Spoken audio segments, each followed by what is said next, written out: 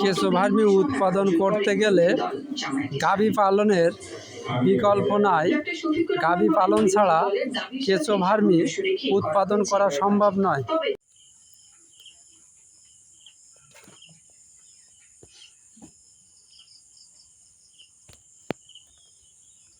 আলহামদুলিল্লাহ, আমাদের কেঁচো ভার্মির যে আদর্শ কৃষিক্ষেত্রের যে কেঁচো ভার্মি উৎপাদন কেন্দ্র, এখানে কিন্তু আমরা আদর্শ কৃষিক্ষেত্রের কেঁচো ভার্মি উৎপাদন করে থাকি। আলহামদুলিল্লাহ, এখান থেকে যে সুন্দর কেঁচো ভার্মি উৎপাদন হয়ে গেছে, আমরা কিন্তু এই কেঁচো ভার্মিগুলো নিয়ে এখন মালচিংয়ের গোড়ায় বা গাছের গোড়ায় যে মালচিং দেওয়া যে গাছগুলোর গোড়ায় কিন্তু গর্ত হয়ে গেছে, ওখানে কিন্তু আমরা এই কেঁচো ভার্মি ব্যবহার করব।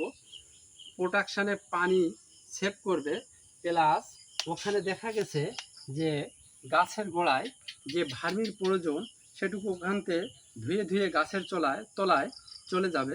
আলহামদুলিল্লাহ, আমরা কিন্তু এখন এই কেঁচো ভার্মিগুলো দেখেন, মাশাআল্লাহ কত সুন্দর।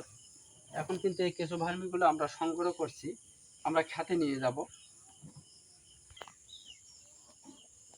আসলে কিন্তু কেঁচো ভার্মি উৎপাদন করতে গেলে আসলে গরু পালন করা লাগবে, তা না হলে কিন্তু প্রচুর পরিমাণ আমরা এই গোবর সারটি কিন্তু পাবো না, আর দেখা গেছে যে কেঁচো ভার্মি উৎপাদন করতে পারবো না। আমরা কিন্তু এই যে টমেটোর চারা আমাদের রোপণ হয়ে গেছে, এখানে কিন্তু এই টমেটোর চারাগুলি আমরা গোড়ায় সুন্দর করে প্রোডাকশান দিয়ে দিচ্ছি, যেন এখান থেকে পানি প্রবেশ না করতে পারে, অথবা এখানে যে কেঁচো ভার্মি সারের যে ঘাটতিটা, এখান থেকে বৃষ্টির পানিতে চুইয়ে চুইয়ে যে গাছে কিন্তু সেই ঘাটতিটি পূরণ করবে।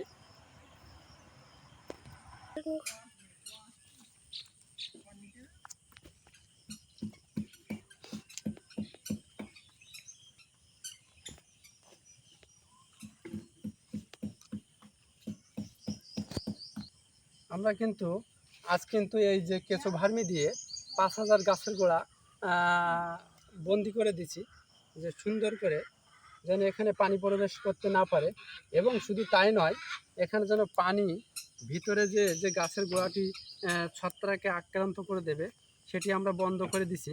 আর দেখা গেছে যে ভার্মির যে সারের ঘাটতির প্রয়োজন ছিল সেটি এখানতে বৃষ্টির পানিতে ধুয়ে ধুয়ে পর্যায়ক্রমে তলায় চলে যাবে। এরপরে দেখা যাচ্ছে যে সেগুলি আমার গাছে খাদ্য সঞ্চয় হিসেবে ব্যবহার করবে।